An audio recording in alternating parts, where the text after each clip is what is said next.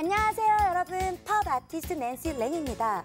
어떤 질문도 피하지 않고 당당히 맞서 신앙의 근육을 키워나가는 낸시 랭의 신학 펀치. 오늘도 제 펀치를 받아주실 두 교수님을 소개합니다. 안녕하세요, 권영경 교수님. 안녕하세요. 숭실대 기독교학과에서 가르치는 권영경입니다. 그리고 오늘의 뉴 페이스. 안녕하세요. 정말 너무나 잘생기신 우리 배덕만 교수님. 네, 안녕하세요. 보험신학대학원대학교의 배덕만입니다.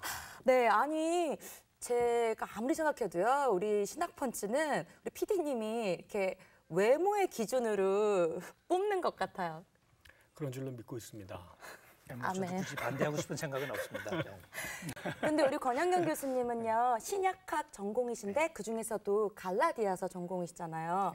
우리 배 교수님은 어떤 전공이세요? 저는 교회사 전공했습니다. 아, 네. 교회사라 하면 역사 관련된 건가요? 네, 그렇죠. 교회 역사를 가리키는 거죠. 와, 너무 잘 됐다. 왜냐면 네. 제가 요새 제일 이렇게 굉장히 이렇게 포커스되어 있는, 집중되어 있는 게 네. 성경이거든요. 예. 제 성경 한 번도 처음부터 끝까지 읽어본 적이 없어요. 그래서 저의 올해의 목표가 처음부터 끝까지 성경을 한번 읽어보자. 네. 그러려면 성경의 역사에 대해서 알아야 될 텐데, 여기서 질문! 아니, 왜 성경은 66권으로 되어 있나요? 뭐라고 얘기해야 되지? 왜 66권이나 그러면? 제가 조금의 어떠한 단서 실마리도 없는 거예요. 성경이 왜 66권인지. 이제 우리가 사실 성경을 열심히 읽긴 하는데, 그죠? 네. 그걸 이제 열심히 읽으려고 하는 사람도 있고, 열심히 읽는 사람도 있고, 전체 다 읽어보려고 한다고 그런지 한 몇 달 된 것 같아, 그죠? 잘 읽고 계세요? 이렇게 한번 체크하고. 네. 성경 자체는 열심히 읽는데 사실 성경에 관한 질문은 잘 우리가 안 하게 되죠. 이 성경이라는 우리 눈앞에 이 손에 쥐어졌는데 이 성경이 어떻게 해서 우리 손에 오게 됐는지에 관한 과정에 대해서는 얘기를 들어본 적이 별로 없으니까, 이게 누가 썼다는 얘기를 교회에서 듣긴 하지만 그게 어떻게 해서 모아졌는지, 그리고 어떻게 해서 지금 하필 또 우리가 읽는 요 글들이 모아지게 됐는지. 아니, 근데 그러면 그 66권이라고 하는데 도대체 그 기준은 어디서 나온 거예요? 6권일 수도 있고 600권일 수도 있고. 왜 66권인지 우리 배덕만 교수님, 역사? 네. 성경의 역사 전공이시니까. 사실은 그거는 저보다는 어쩌면은 그 신약학 하시는 분이 더 잘 아실지도 모르겠는데요. 66권을만 믿는 성경을 받아들이는 것도 있고, 거기다 더 추가된 성경을 갖고 있는, 성경책을 갖고 있는 교회들도 있고요. 진짜요? 그럼요. 그리고 또 성경이 66권으로 만들어진 것은 처음부터 있었던 게 아니라 거의 그 예수님 이후로도 거의 400년 정도 흘러서야 66권으로 만들어집니다. 그러면 예수님 살아계실 때는 몇 권이었어요? 그때는 성경이 그 신약에는 없었고요. 예, 구약 성경만 있었죠.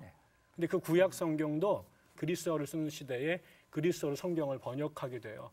그거를 이제 보통 우리 70인경이라고 하는데, 이게 BC 한 3세기경에 쓰여져요. BC 그때 이제 그 사람들이 모여가지고 한 72명이 72일 동안 성경을 번역했다라고 이렇게 그런 신비적인 얘기가 내려오는데, 아무튼 그때 만들었던 성경책은 꽤 많았고요. 그 이후에 한 AD 90년경에 얌니아라는 곳에서 유대의 신학자들이 모여서 자기네들이 유대교 성경을 정경으로 만들겠다라고 그래가지고 그때 자기네들이 그 성경을 만드는데, 그때 셉투아진트에 있었던 글들 중에서 일부는 빼고 일부를 자기네들의 주관적인 판단에 근거해가지고 만드는데, 그 성경책이 그때 이제 구약 성경만, 우리가 지금 알고 있는 39권에 해당되는 책들이 그때 결정이 됩니다. 유대교 안에서. 그다음에 또 27권은 그 이후에 처음에는 얘기를 안 하다가 예수님의 제자들이나 또 바울이나 이런 분들이 글을 막 썼는데, AD 150년경에 그 마르시온이라는 사람이 갑자기 나타나서 막 이상한 얘기를 하는데, 그 중에 하나가 예수님께서 그 구원의 비밀의 지식을 제자들이 아니라 사도 바울에게만 몰래 전수하셨다, 이렇게 주장을 하게 됩니다. 그러면서 그거를 증명하기 위해서 그 바울이 썼던 성경책, 바울의 서신들하고 누가복음하고 비슷하게 생긴 거를 이렇게 내면서 이거야말로 성경이다라고 주장을 하게 되니까, 그때부터 이제 신학자들 중에 정통적인 입장이었던 사람들, 이레니우스라든가 그리고 나중에 아타나시우스, 이런 사람들이 성경을 이제 이건 아무나 그 당시 여러 글들이 있었는데 그 중에 제일 중요한 거를 골라야겠다. 그래서 이제 그때부터 이제 논쟁이 시작이 돼서 결국 그게 390년대 후반에 가서 카르타고에서 회의가 열려요. 근데 그때 거기서 27권만 정경으로 인정한다라는 결정이 나오게 되죠. 왜 그러세요? 사람이 아닌 것 같아요. 와, 무슨 워킹 무슨 딕셔너리. 집에서 공부하고 나왔잖아요. 완전히 이게 걸어다니는 뭐 막 사전 같이. 와, 저는 인조인간인 줄 알았어요. 와, 너무 최고세요. 와. 읽고 나왔어요. 근데 저는 다 들으면서 다 새로운 말들이어가지고 약간 외계어 같기도 하고요. 정리가 막 잘 안 되고 있거든요. 신약 시대로 거슬러 가서 조금 얘기를 해보면 이 예수님 당시 혹은 바울 당시만 해도 사실 교회에서 성경 그릴 때는 그게 이제 구약 성경을 가르치죠. 오늘 우리가 말할 때는 구약 성경, 그죠?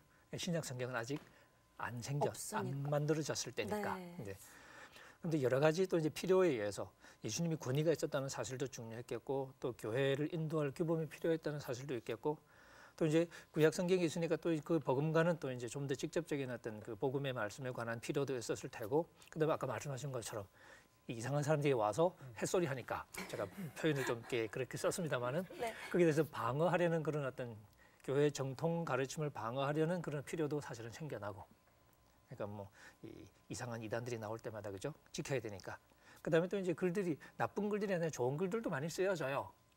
그러니까 성경 말고도. 근데 이제 교회에서는 그걸 또 분별해야 되잖아. 어떤 게 좀 더 권위가 있고 어떤 게 좀 더 규범이 될 건지, 아니면 유익하긴 하지만 규범까지는 아닌 그런 걸 이제 골라야 될 필요도 생기고, 그런 여러 가지 필요 때문에 이제 아까 말씀하신 것처럼 이제 세월을 흘러가면, 그러니까 시간이 필요한 작업이었죠. 시간이 흘러가면서 교회가 조금씩 이걸 이제 선별하는 과정을 거치고, 그래서 때로는 논쟁하기도 하고, 때로는 이렇게 회의하기도 하고, 그래서 최종적으로는 27권이라는 신약 성경이 만들어지고, 그래서 구약 원래 있던 그 39권, 그다음에 27권. 그러니까 숫자를 세다 보니까 66이 됐네요. 그렇군요. 예. 근데 왜 하필 66이냐? 그건 잘 모르겠어요.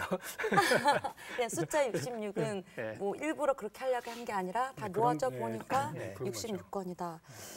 그런데 저는요, 제가 처음에는 그 개신교와 카톨릭을 잘 몰라서 그냥 같은 교회라고 생각해서 처음에는 카톨릭 성당을 다녔는데, 성당에 있는 성경이랑 우리 개신교의 성경이랑 다르더라고요. 왜 다른 건가요? 같은 하나님 믿는 건데. 카톨릭 교회는 나중에 종교개혁이 일어나서 그 루터가 종교개혁을 일으키니까 그 종교개혁에 대한 방어로 소위 말 우리 이제 가톨릭 종교개혁 혹은 이제 반종교개혁을 말하는데, 그 가톨릭 종교개혁을 주도했던 굉장히 중요한 회의가 트리엔트 공유회라고 하는 그 회의가 있었어요. 주교들이 모여서. 이게 이제 개신교의 반격으로부터 카톨릭 교회를 지키려고 하면서 여러 가지 개혁 조치를 하는데, 그때 거기서 성경도 우리가 정경을 어디까지 할 것인가 이 고민을 할 때 그 이전까지 쭉 내려오던 그 카톨릭 교회가 쓰던 성경책이 불가타라고 하는 라틴어로 번역된 성경책이었어요. 근데 이 불가타 성경이 아까 말한 셉토아징트라고 하는 70인경을 그대로 번역한, 헬라어에서 그 라틴어로 번역한 성경책이었는데, 그 성경책에는 지금 말한 39권 구약 성경 외에도 나중에 거기서 이제 제2 정경이라고 말하는 외경이라고 하는 문헌도 포함됐는데, 이거를 그 트리엔트 공유회에서 그대로 받아들이기로 결정을 해요. 그래서 그 사람들은 우리는 이제 외경이라고 부르는데, 거기에선 제2 정경이라고 불러서 처음에 39권하고 거의 같은 수준의 권위를 그 외경에다가 집어넣는 거죠. 그래서 구약 39권하고 27권의 신약 성경 중간에다가 그 제2 정경이라고 하는 책을 집어넣은 거예요. 근데 종교개혁 이후로 개신교에서는 그 제2 정경을 인정하지 않고 이걸 외경이라고 해서 빼버렸어요. 우리는 이제 66권이 되고 거기에는 이제 66권 플러스 제2 정경이라고 하는 외경이 포함된 거죠. 그래서 그거를 이제 카톨릭은 자기네들 성경으로 규정한 것이고, 개신교는 인정하지 않아서 성경책이 달라요. 어떻게 다 읽어보셨을 거 아니에요? 네, 외경을 읽죠. 그러니까 신약을 공부할 때 사실은 중요한 배경 문서가 되니까 읽어야 이제 되는. 읽게 되죠. 아, 거기 보면 당시 이스라엘의 역사에 관한 중요한 어떤 자료들, 마카비 상하 같은 그런 어떤 역사책들도 있고, 그 외에 다른 어떤 경건한 문서들도 있고, 혹은 구약 성경을 좀 추가한 재미있는 글들도 많이 있고, 뭐 다니엘과 친구들에 관한 얘기도 나오고, 뭐 재미있는 그런 것들이 이제 많이 들어가 있어요. 그러니까 재밌어요, 읽어보면. 다 읽어보셨어요? 물론 안 읽어봤죠. 언제 다 읽겠어요. 우리 권 교수님은 다 읽어보셨죠? 예, 저는 직업하고 관계되는 거라. 그래서 여기서 묻고 싶은 게 있어요. 네. 그 외경 우리가 읽어야 돼요, 말아야 돼요? 또 읽어야 될 것 같기도 하고 또 약간 이단같이 느껴질 수도 있으니까 진짜 하나님 말씀이 아니니까 괜히 읽었다가 잘못 뭐가 이렇게 영향받을 수도 있고 그 읽어야 돼요, 말아야 돼요? 시간 있으면 읽으시고 바쁘면 안 읽으시고 그런데 이제 구약 외경 같은 경우에는 사실 가톨릭에서는 이게 거의 성경에 준하는 그런 권위를 부여하잖아요. 물론 개신교와 가톨릭과 많이 다르긴 하지만 그 불신자에게는 전체적으로 외경의 내용은 굉장히 유익한 것들이 많아요. 물론 유익한 게 많다고요? 예, 기독교적인 관점에서 모든 게 맞다라고 말할 수 없을지는 모르지만 그러니까 구약의 전통을 이어받아서 나름의 그 당시 한계는 있죠. 하지만 여러 가지 재미있는 이야기들, 유익한 얘기들이 많고 근데 이제 신약 시대를 지나면서 이제 사도들이나 사도들 이후에 이제 세대들 있잖아요. 그럼 이제 문서가 많이 만들어지는데 그 외경들에 대해서는 이제 신약의 교회가 그러니까 신약 이후의 교회가 27권을 확정하는 과정에서 이거는 넣을까 말까 이런 고민들을 계속 하잖아요. 그러니까 신약의 외경 중에서는 어떤 거는 꽤 유익해요. 특히 이제 바로 신약성 바로 다음 세대 문서들이 있어요. 속사도 교부라고 부르는. 그 권 교수님이 넣어주면 안 돼요? 유익한 거는? 그 유익하다고 다 넣는 건 아닌 거지. 그러니까 아까 농담처럼 이렇게 뭐 얘기하지만 읽으면 안 되냐. 우리 네. 배 교수님 좋은 책 많이 쓰셨는데 영감된 건 아니잖아요. 하나님 영감하신 책은 아닌데 읽으면 손해 안 되잖아요. 유익하잖아요. 그러니까 외경도 사실 1차적으로 생각하면 그냥 읽어서 나쁠 게 없죠. 물론 우리가 신앙의 분별이 전혀 안 되는 상태다. 네. 그러면 불안할 수도 있겠죠. 그렇죠. 근데 우리가 기본적으로 신앙의 분별이 되는 상황이라면 그냥 우리가 읽고서 유익한 부분은 유익을 얻겠죠. 아닌 부분은 좀 이상하네 하겠죠. 그러니까 읽는 것 자체가 사실은 우리가 뭐 굉장히 조심해야 될 그런 건 아니라고 할 수 있겠죠. 아마 위험한 건 아닌 건 거죠? 위험하지는 글쎄요. 뭐 그렇게 말하기는 아닌 것 같고. 그리고 그렇게 되면 모든 게 위험하죠. 자전거를 타는 것도 위험하고 넘어질 수 있잖아. 그렇죠. 그렇죠. 그러니까 네. 네, 초대교회에서도 우리가 조금 더 뭐 안전하게 얘기를 하면 그 초대교회에 우리 기독교의 중요한 교리들을 형성하는 데 영향을 끼쳤던 그 교부들이 있어요. 뭐 이레니우스라든가 오리게네스라든가 굉장히 중요한 분들인데 그분들의 생각이 성경을 중심으로 해가지고 그 1세기, 2세기 때 기독교의 교리에 어떤 털을 넣었는데 그분들은 굉장히 그 지혜로우신 분이고 박식한 분들이었잖아요. 근데 그분들은 아주 중요한 구절 구절에 그 당시의 외경들을 적절하게 계속해서 인용하고 계세요. 근데 그것이 이제 그 사복음 우리가 갖고 있는 정경들과 크게 충돌하지 않는 같은 생각들을 지지해 줄 수 있는 굉장히 중요한 생각들이 담겨져 있어서 우리가 그 굉장히 중요하게 권위를 부여하는 분들도 계속 그 외경들을 인용해 있었고 또 하나는 지금에 와서는 우리가 초대교회 1세기, 2세기의 교회를 연구할 때 거기에 굉장히 중요한 초대교회의 가르침들이나 전통들이 상당히 거기에 기록이 남아 있거든요. 그 지금 학자들도 초대교회를 연구할 때는 성경 외에도 그 외경의 기록들을 굉장히 권위 있고 근거 있는 것을 인용하고 있으니까 성도들이 교양 차원이나 혹은 또 우리가 알고 있는 것에 대한 다른 관점들로 좀 풍요롭게 하는 면에서는 저는 외경이 충분히 적절한 그 참고 서적이 될 수 있다. 그래서 종교 개혁을 주도했던 마르틴 루터도 비록 외경을 정경과 동일시할 수는 없지만 신자들의 신앙적 덕목 이렇게 신앙적 교육을 위해서는 유익한 면이 있기 때문에 독서하도록 권면하기도 했습니다. 그러면 도대체 어떤 기준으로 성경책이 66권이라고 정한 건가요? 아니 거기에 집어넣고 빼고 뭐 들어가고 말고 이 차이를 누가 만들었어요? 지금 저한테 화내시는 거예요? 그렇죠. 내가 한 거 아닌데.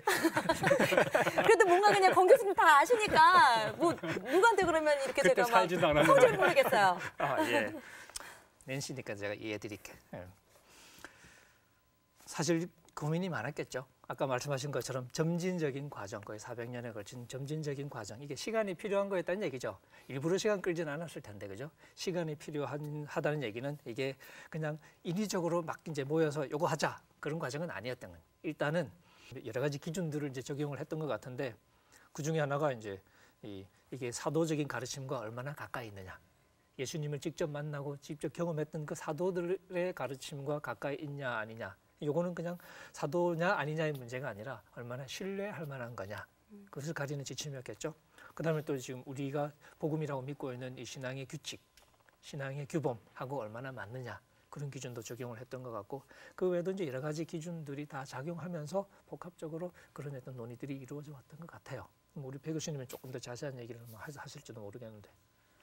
네, 그때 지금 말씀하신 그 얘기를 이제 그 이레니우스라고 하는 교부가 아주 명시적으로 그 얘기를 했는데 사실은 요 성경이 66권으로 만들어지게 된 첫 번째 요게 초대교회가 여러 가지 새로운 상황에서 이단적인 사설들이 드러나는데 그 중에 하나가 아까 마르시온을 중심으로 한 영지주의라고 하는 그 신앙 그룹들이 나타납니다. 이 사람들은 이제 그리스 철학에 영향 받아가지고 영과 이제 물질을 구분하게 되고 그래서 영적인 것은 귀하고 물질적인 것은 이제 악하다 이런 생각들을 갖고 있었던 사람들인데 이게 기독교랑 만나면서 굉장히 강력하게 그 당시에 이제 교회 안에서 확산이 됐습니다. 여기로부터 이제 그 교회를 지켜야 되는 사람들이 그 아까 그 영지주의 영향받던 마르시온이 바울 서신을 인정하고 나머지 것도 인정하지 않게 되고 특별히 구약을 인정하지 않게 돼요. 왜 그러면은 구약은 하나님께서 세상을 물질을 만드셨잖아요.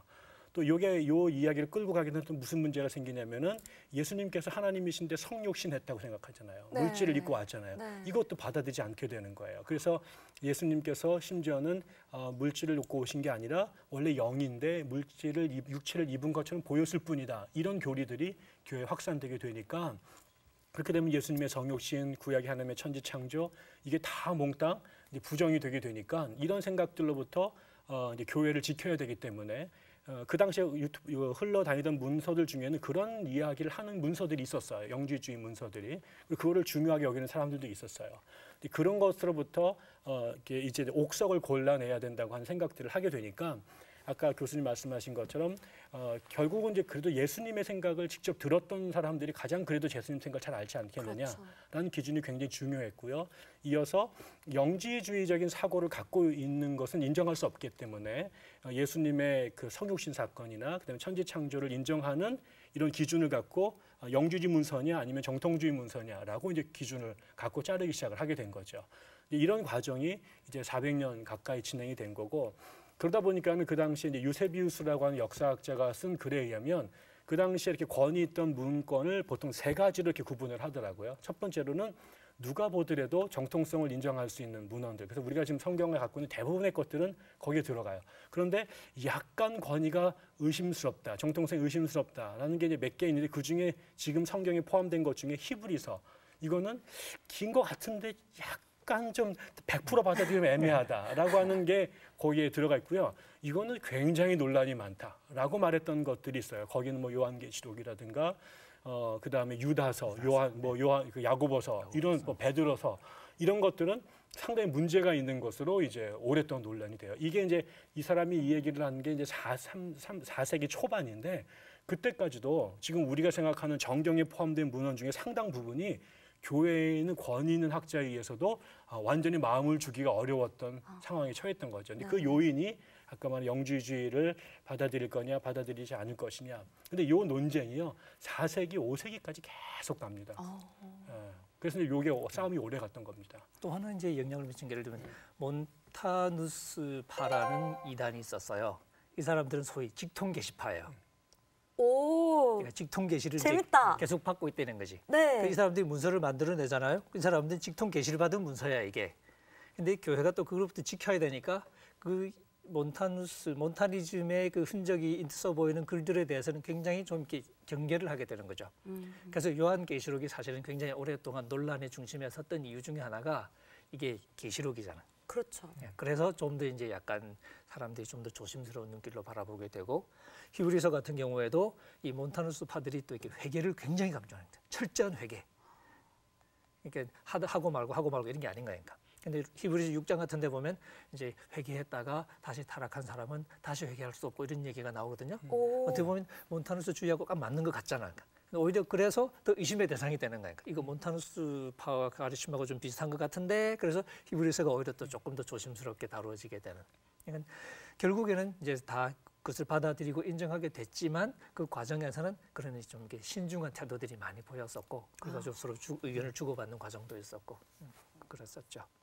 그러면 신약이 다 완성되기까지 약 한 400년 정도 걸렸다고 말씀하시는 건데요. 네. 그러면 신약이 없었을 때는 더 사람들이 힘들었을 것 같아요. 그렇죠. 사실은 우리에겐 지금 이제 성경이 너무나 흔하잖아요. 그 값도 싸고 얼마든지 읽을 수 있고 우리나라 말로 번역이 돼 있고. 그런데 사실은 성경이 이 땅에 기독 신자들에게 어떤 신자들은요, 정확하게 말하면 태어나 죽을 때까지 성경책 한 번도 안 보고 죽은 사람들이 있어요. 이건 생각해보면 금방 쉬운 일인데요. 초창기의 성경은 파피루스나 혹은 양피지에 기록이 되어 있어요. 종이가 없었습니다. 종이가 만드는 게 훨씬 더 후대니까. 네. 그러니까 그 당시에는 그거를 다 사람이 필사를 해가지고 그 파피루스에다가 종이를 만든 종이에다가 쓰고 양피지에 쓰고 그러면 이게 굉장히 양이 많고요. 뭐 인건비가 얼마나 비싸겠어요. 그렇죠. 이거를 이제 보관하는 것도 굉장히 어려운 일이고 그래서 가정마다 사람들이 성경책을 갖고 있는 게 아니라 그게 아주 특별한 회당이라든가 대성당에나 있게 됐기 때문에 성경을 보지도 못한 적이 대부분 많고요. 그러니까 뭐 성경을 읽는다거나 성경을 공부한다거나 이런 것들은 사실은 거의 전무했다고 보여지고요. 그럼 너무 공평하지 않잖아요. 그렇죠. 네. 거기다가 또 초창기 성경은 히브리어나 헬라어로 쓰여져요. 나중에 번역이 되면 라틴어로 되는데 그 라틴어나 히브리어는 아무나 배울 수 있는 언어가 아니잖아요. 그렇죠. 자기네 나라 말로 성경이 번역된 거는 그거보다 한참 후입니다. 그러니까는 보통 사람들은 그 당시에는 문자 해독력도 없었고 글자를 배울 능력도 없었고 또 읽을 수 있어도 그렇게 공급되지 않았기 때문에 사실 성경을 제대로 없이 신앙을 생활하는 그렇다면 어떻게 하나님 믿었어요? 그러니까 그때는 주로 어떻게 되겠어요? 결국 이제 예배를 중심으로 해서 성직자들에게 이제 듣는 거죠. 그들만이 갖고 읽을 수 있었던 혹은 그들만 갖고 있었던 문헌들을 예배 때 그래서 예배 중간에 성경을 읽는 것이 굉장히 중요한 거였어요. 그러네요. 그 당시에 개인이 성경을 읽는 게 아니라 예배 때 봉독하는 성경을 듣는 것이 성경과 접할 수 있는 유일한 길이었고 또 그거를 또 설명해 주는 것이 예배의 중요한 이유가 되죠. 그러다 보니까 어떻게 되겠어요? 그래서 아까 초창기 한 400년 동안 수많은 이단들이 나옵니다. 그러니까 제대로 된 교육이 어렵고 서로 간 소통이 안 되니까 뭐 예수님에 대해서 하나님에 대해서 네. 그래서 나중에 한 400년 정도 또 종교가 박해가 있었잖아요. 그래서 지하에서 몰래 예수를 믿었거든요. 그러나 가지고 이제 4세기에 돼 가지고 기독교가 공의를 받고 나서 이렇게 지상 위로 올라서 만나 보니까 서로 예수에 대한 생각이 너무 다른 거예요. 교회에 대한 생각도 하나님에 대한 생각. 그래서 이제 그때부터 수차례에 걸쳐서 세계적인 종교 회의를 거쳐 가지고 예수가 누군지 삼일체 하나님이 누군지를 알게 된 거죠. 그러니까 신앙생활이 지금의 우리하고는 굉장히 많이 달랐다라는 걸 상상할 수 있습니다. 조금 더 거슬러 올라가 생각해 보면 이제 이런 측면도 있고 또 조금 이제 다르게 볼 수 있는 면도 있는데 예를 들면 이제 예수님 당시 예를 들면 이제 베드로 같은 사람은 예수님하고 같이 다녔잖아요. 그렇죠. 예수님 말씀 직접 듣고 또 나중에는 부활하신 예수님을 만나고 사도행전에 의하면 40일 동안 부활하신 예수님이 나타나셔서 이렇게 직접 또 가르쳐 주시기도 하고 그랬던 사람하고 그다음에 우리는 그 사람들에 의해서 이제 전해진 이야기를 우리가 이제 그 사람도 받아서 글로 쓴 그걸 우리가 지금 가지고 있는 거거든요. 그게 우리 신약 성경이잖아. 복음서. 그렇죠? 네. 그러면 우리가 그것을 글로 읽는 거하고 베드로 같은 사람이 직접 경험한 거하고 어느 게 더 생생하겠냐라고 물으면 경험한 거. 그러겠죠. 네. 그러니까 글로 쓰여진 것은 없었지만 그 당시에는 베드로 같은 사람도 그렇지만 그 다음 세대 사람들도 베드로가 경험했던 것을 생생한 설교로 계속 이제 전해줬거든요. 우리가 구전이라고 부르는. 네. 그래서 베드로가 설교할 때 예를 들면 그랬겠죠. 이제 내가 베드로다 그러면 앉혀놓고 사랑하는 형제 여러분. 제가 어느 날 하루 우리 주님과 함께 갈릴리 해변을 걷고 있었습니다. 뭐 이러면서 설교했을 거 아니야. 너무 그죠? 좋다. 그러니까 네. 이런 식의 어떤 생생한 가르침들이 계속 전수가 되는 거죠. 그렇겠네요. 예, 그러니까 우리가 책으로 들고 있는 것보다는 어떤 면에서는 훨씬 더 살아있는 말씀들을 사실 그 사람들은 들으면서 이렇게 자라는 거예요. 네. 그러니까 책이 없어서 그러니까 이게 한편으로는 우리가 정확한 어떤 이렇게 신앙의 기준을 지켜가기 어려운 부분도 있지만 또 한편으로는 그 당시에는 사실 처음에는 책이라는 게 아쉬움이 없을 정도로 생생한 어떤 말씀과의 어떤 그 만남이 있었고 그게 이제 시간이 지나면서 이제 필요가 생겨나죠. 생겨나지만 사실 지금 우리는 어떻게 보면 책을 통해서 중재되는, 그래서 우리가 성경책을 읽으면서 다시 예수님과의 그 교제를 우리가 이렇게 하게 되잖아요. 네. 한편으로는 좀 간접적일 수도 있겠죠. 저 갑자기 그럼 궁금한 거 생겼어요. 그러면 성경이 어쨌든 현재 66권이잖아요. 더 추가될 가능성도 있을 것 같아요. 왜냐하면 앞으로 시간도 계속 흘릴 테고 또 바울과 같은 그런 더 훌륭한 분이 나타날 수 있잖아요. 하나님의 또 뭐 이렇게 받을 수 있고 미래는 네. 모르지만 그러면 더 추가될 수 있는 건가요? 예전처럼 사실 이렇게 전체가 모여서 무슨 이런 얘기를 할 수 있는 입장은 아닌 것 같아요. 가톨릭하고 개신교가 같이 모여서 누군가의 글을 우리가 성경으로 만들자, 그런 일이 벌어질 것 같지는 않고요. 그러니까 현실적으로는 어쨌든 그런 일은 생길 것 같지 않다 하는 이제 전제하에서 한번 이제 상상을 해보는 거죠. 만약에 그런 상황이 가능하다면 그럼 우리가 더 해도 될까? 학자들도 그런 논의를 좀 이렇게 해요. 아직도. 이 우리 성경이라는 게 지금 66권인데 이게 그러면 소위 닫힌 거냐, 클로즈 된 거냐, 아니면 여전히 오pen, 그쵸. 열려 있는 거냐. 열려 그런 있을 것 같은데요. 이제 이런 생각을 하는 사람도 있고, 아니 그건 닫힌 거야 이제 끝났다고요? 우리가 다른 걸 더 할 수 없어. 근데 예수님 오시기만 기다리는 건가요, 우리? 그렇게 보면 그런 거죠. 그러니까요. 그러니까 더 이상 더해질 필요가 없다고 보는 거죠. 이제 교회가 이 하나님의 인도하심을 따라서 27권을 정했을 때 그것은 충분한 하나님의 계시였다 하는 거죠. 충분하다. 그러니까 다른 더 이상 필요가 없다는 얘기죠. 그러니까 더 더해질 필요가 없는, 그렇게 보면 더해질 필요가 없는 거죠. 그러니까. 그러면 만약에요. 제가 엑스맨을 봤는데요, 영화. 갑자기 네. 예수님의 완전 그냥 옆에 오른팔이라고 하고 누가 나타났어요. 그리고 막 대신 얘기를 막 해요. 근데 우리는 이단이라고 생각할 수 있는데 막 그러한 초능력을 보여가지고 그렇다고 하면 성경에 추가되나요? 그렇다고 좀 황당한 추가되지는 얘기긴 않겠죠. 하지만. 네. 원칙적으로 이렇게 학자들의 얘기는 좀 사람마다 좀 다른 것 같아요. 어떤 사람은 굳이 닫혀 있다고 원칙적으로 선언할 필요는 없지 않겠냐 그렇게 그렇죠. 말하는 사람도 있고, 근데 네. 어떤 사람은 하나님이 정경을 형성해 오신 과정을 우리가 진지하게 고려할 때는 닫혔다고 보는 것이 합당하다라고 말하는 사람도 있고, 그것은 이제 대답이 좀 다르게 가는데, 아까 말씀드린 것처럼 현실적으로 뭔가 더해질 가능성은 없는 것 같고, 지금 우리에게 좀 더 유익한 질문은 어차피 더해질 가능성은 없는 것 같아요. 그러면 이제 우리가 이제 가진 걸 가지고 얘기하는 거니까. 그쵸. 이걸 가진 걸 우리가 얼마나 잘 활용하고 있냐는 질문을 한번 던져볼 수는 있겠죠. 아까 왜 66권이냐라고 얘기했지만 66권을 다 우리가 열심히 읽으면서 이 알짜를 다 빼먹는 게 아니거든요. 어떤 거는 또 죽으라고 읽지만 어떤 건 또 거들떠보지도 않잖아. 그러니까 66권 내에서도 우리가 너무 이렇게 편식이 심해가지고 66권을 준 게 별 의미가 없어요. 몇 권만 줘도 됐을 것 같아. 로마서만 주고, 마태복음만 주고, 구약도 이렇게 몇 개만 주면 될 것 같은데, 그런 면에서 우리가 오히려 이 66권을 우리가 얼마나 충분히 읽고 유익을 얻고 있냐 하는 그런 질문을 좀 해보는 게 낫지 않겠냐. 만약에 저도 뭐 굳이 뭐 다쳤다라고 말할 필요는 별로 없을 것 같아요. 꼭 그래야만 이유는 있는 것 같지는 않은데, 지금 기독교 안에서 66권으로 부족하기 때문에 문제냐. 그래서 이것만으로 해결 안 되기 때문에 성경이 67권, 8권이 더 쓰여져야 되는 요구가 너무나 절박하냐. 그것도 아니라는 거죠. 교회사에서 2000년 동안 66권으로 우리의 가르침이 부족하기 때문에 더 필요한 요구는 한 번도 없었어요. 지금도 사실은 그거 주어진 것만큼도 우리가 소화가 안 되고 감당이 안 돼가지고 이렇게 힘든데. 그렇죠. 그래서 이렇게 교수님들이 다 그 부분에 하나씩 다 맡고 계시잖아요. 그래도 너무 많고. 그래서 우리가 사실은 이 논의는 그렇게 우리가 호사가들의 관심일 수는 있겠지만은 실질적으로 신앙에서 절박한 문제가 된 적이 한 번도 없고, 지금도 그게 일차적인 중요한 문제는 아닌 것 같다. 그러네요. 그런 생각이 됐습니다. 네. 그렇다면 이 모든 게 어떻게 보면 굉장히 오랜 시간 동안 되게 인간적인 측면에서 뭐 슬픔도 있고 기쁨도 있고 뭐 다툼도 있고 하지만 굉장히 버라이어티하게 만들어진 거잖아요. 네. 그럼 우리가 앞으로 우리 이제 쉽게 이제 접할 수 있는 성경을 대할 때 어떠한 마음가짐으로 아니면 어떠한 자세로 읽고 대해야 할까요?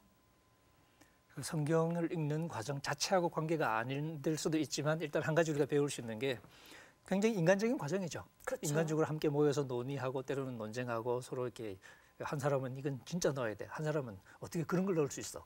뭐 이런 식의 입장을 이렇게 보이는데 그렇게 인간적인 어떤 생각을 주고받는 과정 속에서 때로는 그 정치적인 알력도 있게 개입을 하고 그러거든요. 그런 과정을 통해서 우리가 하나님의 말씀이라고 고백하는 이제 성경이 이렇게 확정이 됐단 말이죠. 그러니까 하나님이 인도하시는 과정이 그렇다는 거죠. 우리의 부족한 삶의 과정을 통해서 하지만 하나님은 인도하시고 하나님은 역사하신다. 지금 우리도 다 나름대로 부족하고 굉장히 모자란 삶을 살아가는 거지만 그렇다고 해서 하나님의 뜻이 이루어지지 않는 게 아니라 이런 우리의 부족한 삶을 통해서도 하나님은 자기 원하시는 뜻을 이루어 가실 수 있고 우리는 그것을 신뢰할 수 있고 그렇게 보면 좀 우리가 지나친 우리 인간의 연약함 때문에 지나친 비관주의에 빠질 필요는 없는 것 같다는 거죠. 우리의 연약함도 하나님이 다 받아주시지 않겠냐.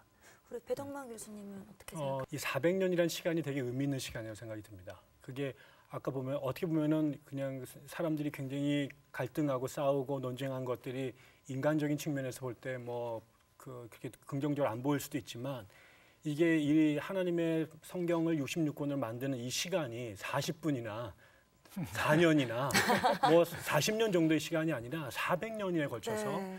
엄청나게 많은 갈등과 싸움과 아픔, 눈물 이런 것들이 사겨지고 그 우리식으로 말하면 막 그 무슨 사골꿀 끓이듯이 우리고 네. 나중에는 모든 사람들이 이제 이렇게 되면은 더 이상 우리가 반론의 여지가 없겠다라고 한 시간이 400년이라는 거죠. 그래서 만들어진 거라 이 성경을 읽을 때 아까 좀 이 정경화 과정에서 끊임없이 놓치지 않았던 것은 아까 좀 여러 가지 극단적인 생각들로부터 예수 그리스도가 하나님이시다라고 하는 그리고 그 하나님께서 천지를 창조하시고 인간의 몸으로 오셨다라고 하는 요 신앙을 지키기 위해서 다른 문서들로의 공격들로부터 이 정경을 네. 만들어 왔다라는 거죠. 저는 그 관점을 유지하면서 성경을 읽는 것이 굉장히 중요하다라는 생각이 드는 거죠. 다양한 각도 성경을 읽을 수 있는 거는 정말 독자의 자유이지만 이 성경을 만들어 온 그 모든 선조들의 고민이 그 방향으로 갔던 것을 이해하고 성경을 읽을 때 성경의 진의를 보다 제대로 파악할 수 있지 않을까 저는 그렇게 생각합니다. 오늘 이 성경이 왜 66권이라는 질문 하에 두 교수님께서 정말 전혀 몰랐었던 이 역사와 이야기를 해주시니까 우리는 그냥 서점이나 인터넷에서 쉽게 그냥 몇만 원이면 구할 수 있는 이 성경이 그게 그런 게 아니구나라는 게 느껴지면서 저도 성경책 차에도 있고 이제 집에 가면 볼 때 되게 남다른 느낌일 것 같아요. 물론 인쇄는 되게 많이 되어 있지만 이렇게 또 성경에 대한 굉장히 깊고 따뜻한 그러한 의미를 알게 해주셔서 감사합니다. 남다른 느낌으로 더 열심히 읽으세요. 네. 시청자 여러분, 오늘 어떠셨어요? 재밌으셨나요? 무언가 내가 신앙생활하면서 궁금하다 이런 게 있으면 망설이지 마시고 내신의 신학펀치 게시판에 마구마구 올려주세요. 그러면 제가 이 멋진 두 신학자 교수님들과 함께 거기에 대해서 유쾌한 수다를 떨도록 하겠습니다. 어떤 질문도 피하지 않고 당당히 맞서 신앙의 근육을 키워나가는 내신의 신학펀치. 여러분 다음 주도 기대 많이 해주세요. 오늘 처음 나오신 배덕만 교수님, 네. 우리 앙하면서 끝날 텐데 잘할 수 있으시겠죠? 네. 내신의 신학펀치. 앙.